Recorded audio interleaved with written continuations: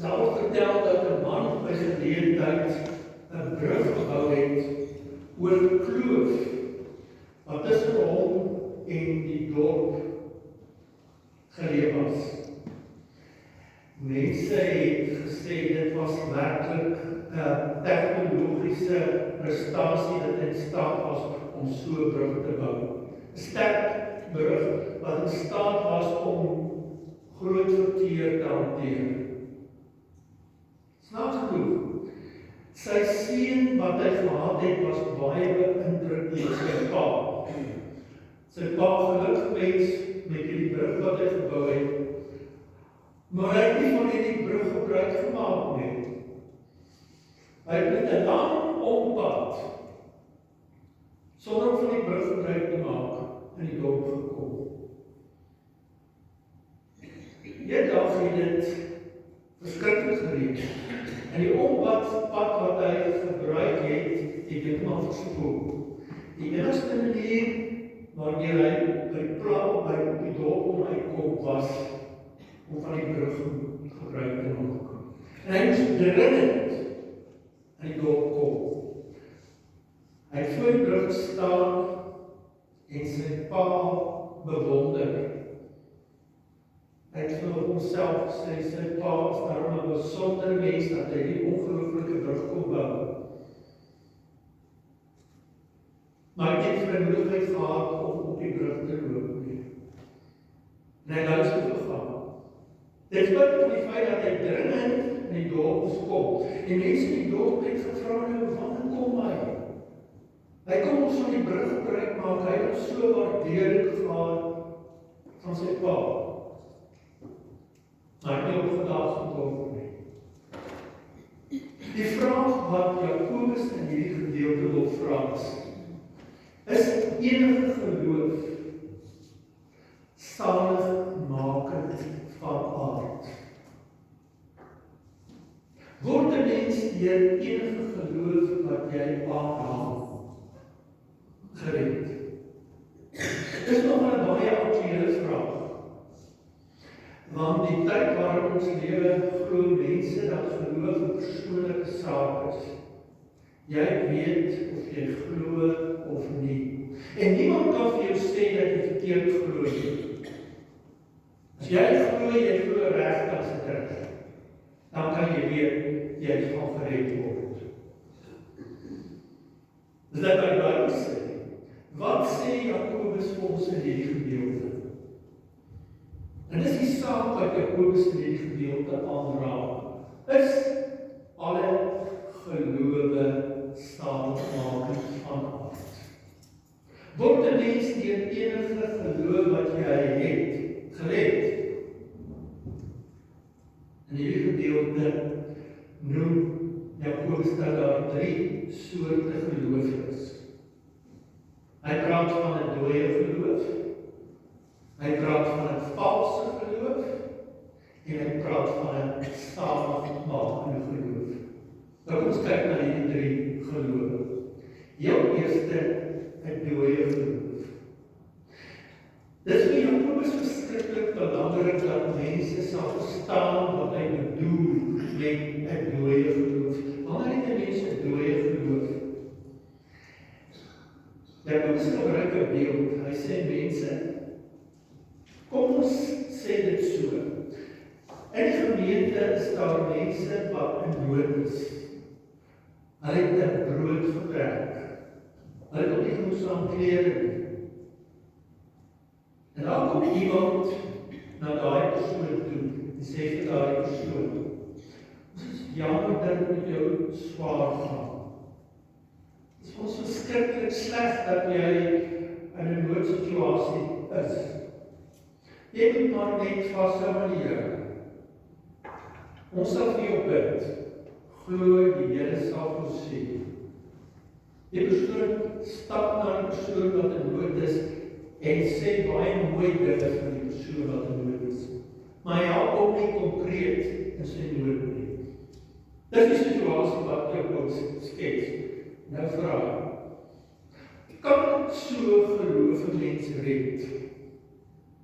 Is dit ware geloof?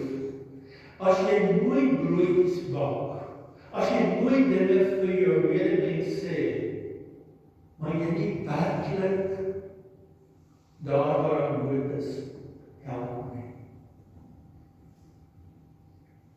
Jakobus sê weer, dit is nie ware geloof nie. Dis 'n dooie geloof. Geloof wat nie oorgaan in dade nie, is 'n dooie geloof. Jakobus sê net soos die liggaam moet asemhaal, so het geloof dade nodig om sigbaar te word. As ons hoor wat Jakobus sê, dan skrik 'n mens. Dan doen dikwels tree ons op net soos die persoon wat 'n dooie geloof het. Ons sien dood en dan sê ons laat jou bid.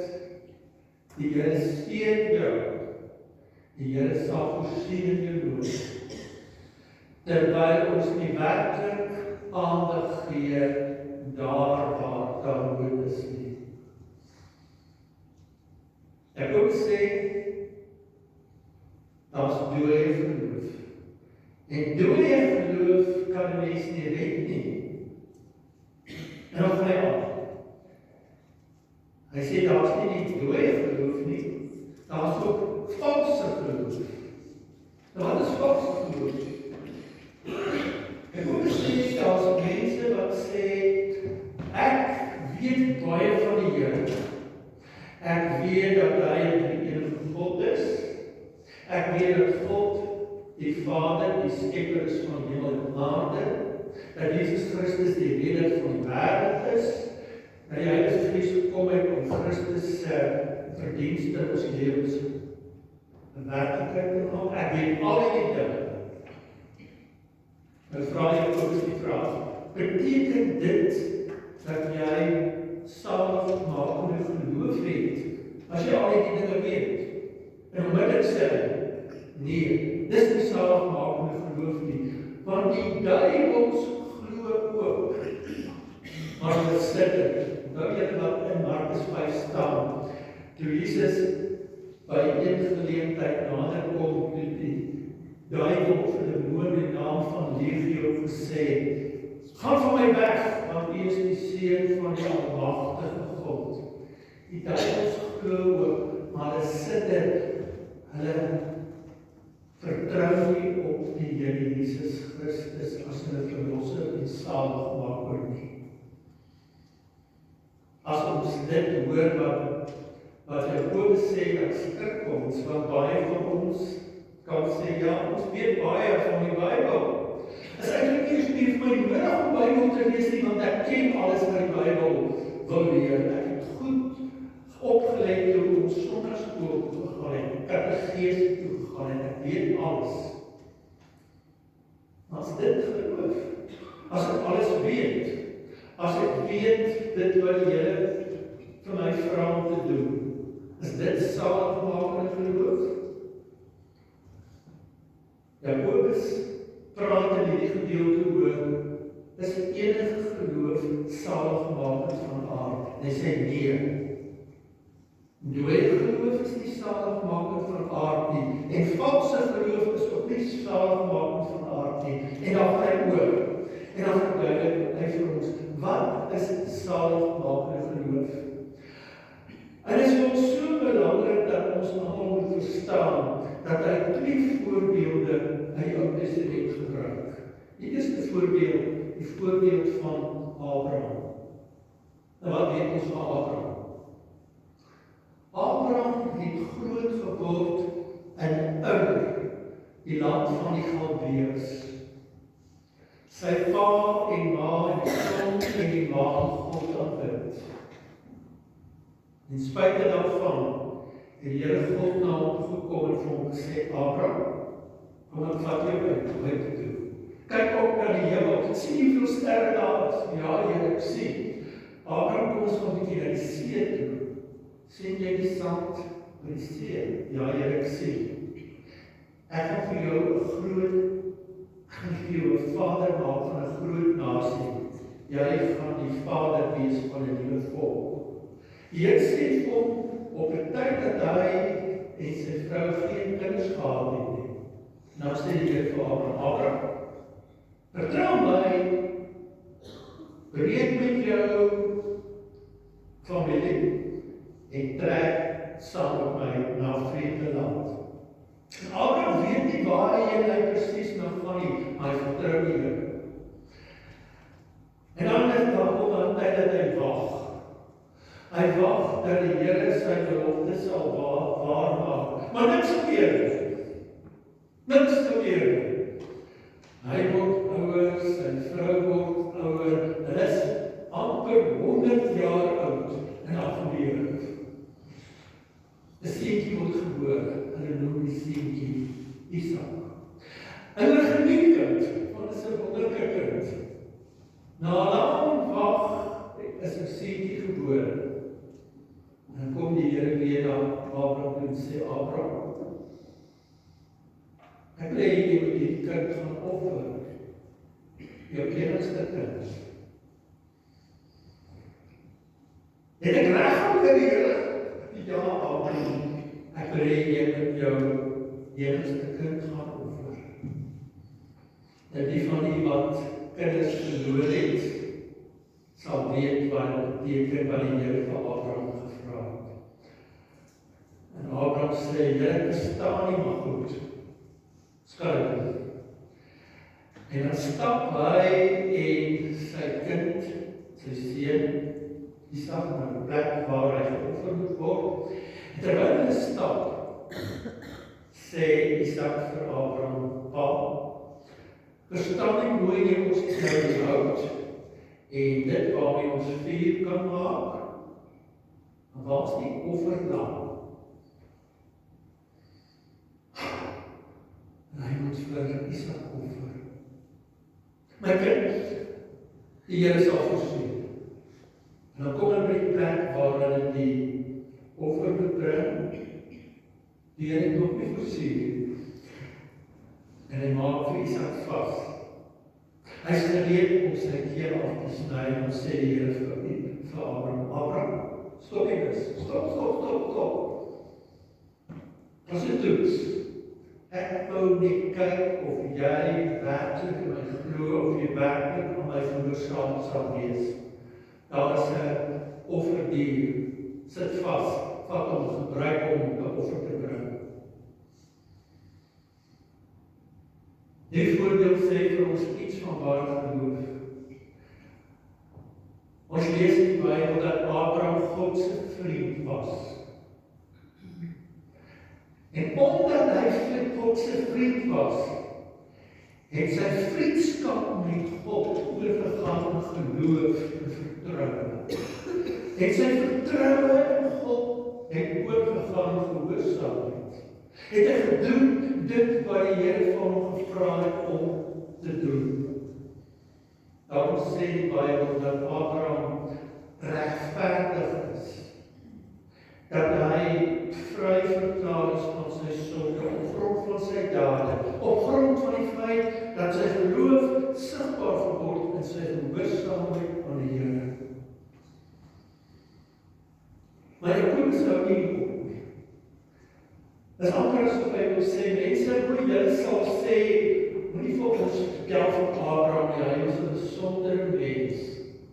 Hy kan nie as voorbeeld gebruik word nie. En dan sê Jakobus, goed, as jy dit wil hê, vir jou 'n voorbeeld gee. Rahab. Dit was Rahab. Sy was 'n heidense vrou. En daai tyd is vrou nie eintlik geag nie. Maar wat erger is, sy is 'n prostituut.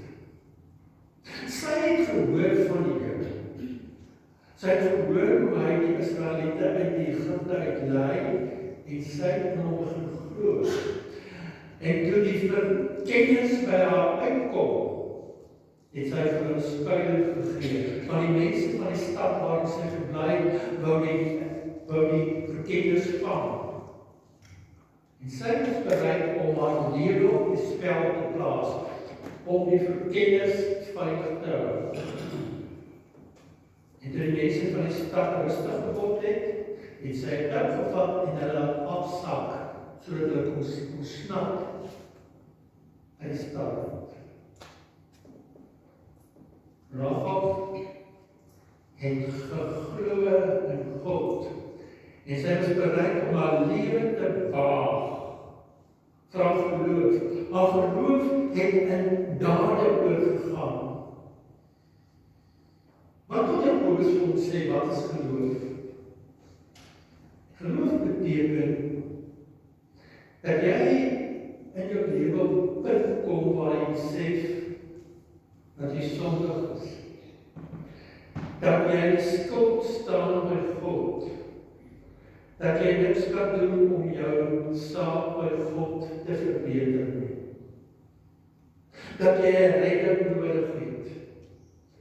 En dat jy Jesus Christus as jou persoonlike redder en saligmaker aanvaar. Dat jy net op hom vertrou om jou te red. Ons glo dat Jan van die Week 16:52 hierso verland het in die Kaap. Maar wat sê ons as ons sê, ons glo dat hy hier geland het? Ons sê eintlik ons weet maar net hy het geglo. Ons vertrou nie op hom nie. Ons waag nie ons lewe aan Jan van die Week nie. Geloof beteken nie net om van God te weet nie. Geloof beteken om op hom te vertrou, om op Jesus Christus te vertrou as jou verlosser en saligmaker. Saligmaker en geloof is soos om valskerm te spring. Met 'n valskerm is so baie. En hierdie valskerm werk eers as jy bereid is om uit die vliegtuig te spring en toukie te trek sodat jy kan oopgaan. En dan ervaar jy die vreugde van valskerm spring. Saligmaker geloof beteken dat jy net op Jesus Christus vertrou as jou verlosser en saligmaker en dat jy 'n vriend van God word, dat jy 'n persoonlike verhouding met hom staan. Ja, ek hoor wat jy sê. Maar doe jy wat dan van wat Jakobus sê? Jakobus sê, geloof sonder werke is nie geloof nie. Jakobus sê dat Abraham vrygespreek is op grond van sy dade. Hoe moet ons dit verstaan? Is die Bybel nie besig om homself te weerspreek nie? Die antwoord is nee. Hoe moet ons dit verklaar? Dat in amper is twee dele wat teen mekaar staan. Paulus sê, 'n mens word gered deur geloof in Christus, nie deur jou werke nie. En Jakobus sê, jy word deur jou dade vrygespreek. Hoe moet ons dit verstaan? Die antwoord lê in die woordjie konteks. Konteks. Wat beteken konteks? Dit beteken dat een woord in verskillende verbande verskillend kan beteken. Voorbeeld, saal. As ek die woordjie sê, saal. Wat beteken? As ek aan 'n skool dink, dan dink jy skoolsaal. As jy dink aan 'n stad, dan dink jy in 'n stadsaal. As jy dink aan 'n perdeplaas, dan dink jy aan 'n perdesaal. Een woordjie, saal, wat verskillende betekenisse kan hê in verskillende kontekste. As ons praat oor die saak van geloof en dade, praat hy met Jode wat geglo het dat 'n mens deur jou werke iets kan verdien by God. Hy het basies dit gedink. God het in die hemel 'n boek. Aan een kant van die boek staan daar goeie werke en aan die ander kant staan sonde. Vir elke goeie werk wat jy doen, kry jy 'n regmerkie.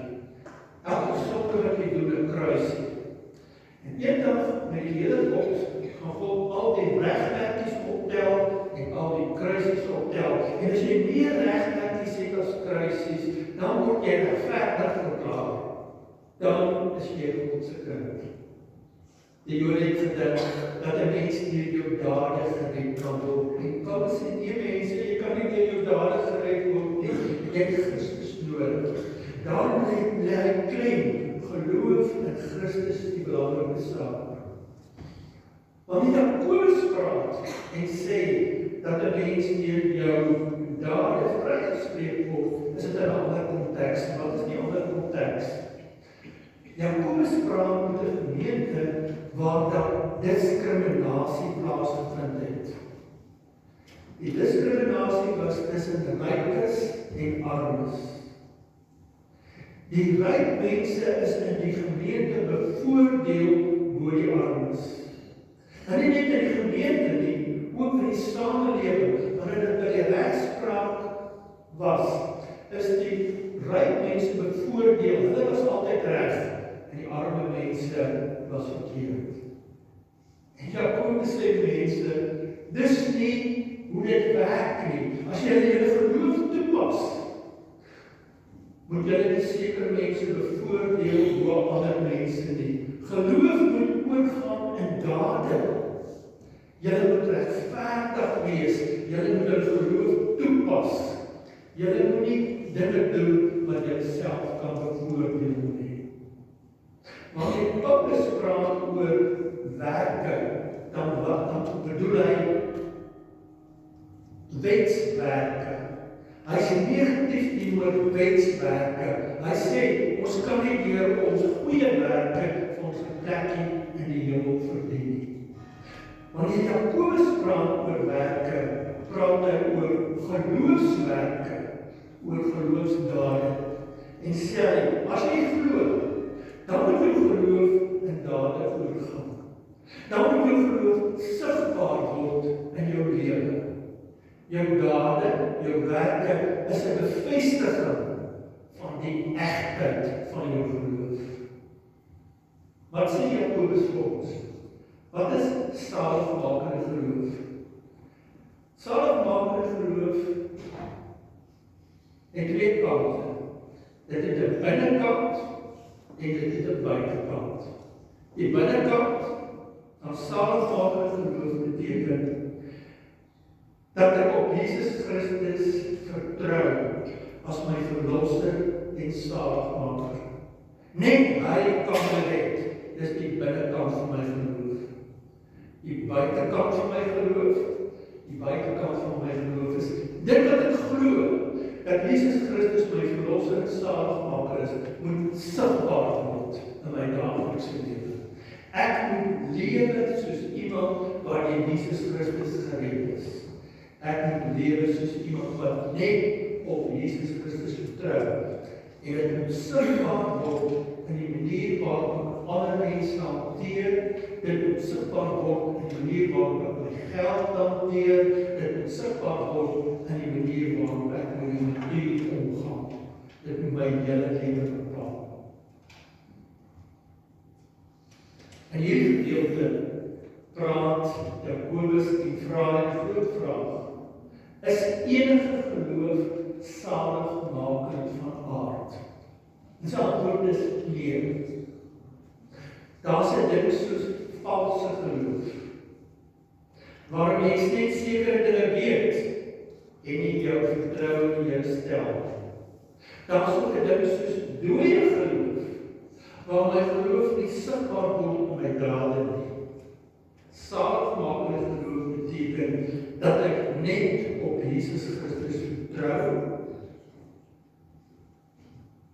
en dat my geloof in hom sigbaar word in my dade. Dis wat Paulus vir ons sê in Efesiërs 2 vers 6, 7, 8, 9 en 10. Paulus sê, ek word gered deur die genade van God. En ek ontvang hierdie genade deur geloof. Nie eers my werke nie. Ek kan nie doen nie. Maar ek word gered sodat ek goeie dade kan doen. Die goeie dade wat ek doen, spruit uit my geloof. Dit bevestig my geloof. Dit kom na vore op 'n natuurlike manier. Wanneer Jesus praat oor die uitoordeel, dan sê hy, die uitoordeel van die skape en die beeste van mekaar geskei word. En dan gaan hy vir die skape aan sy regterhand sê, mooi so, mense, ek was in die gevangenis, en julle het my besoek. Ek was honger, en julle het my kos gegee. En dan gaan Jesus aan, en noem my dinge, en dan sê die mense aan sy regterhand, Here, maar u maak 'n fout. Ons het nie besoek nie, ons het nie vir die kos gegee nie, en dan sê Jesus, dit wat jy aan die minste gedoen het, jy aan my gedoen, want jy geloof het sigbaar geword in jou dade. En dis die oproep van Jakobus 2, dat ons geloof sigbaar sal word in ons dade, in die manier waarop ons lewe, in ons alledaagse lewe. Kom, ons gee 'n paar woorde van stilte.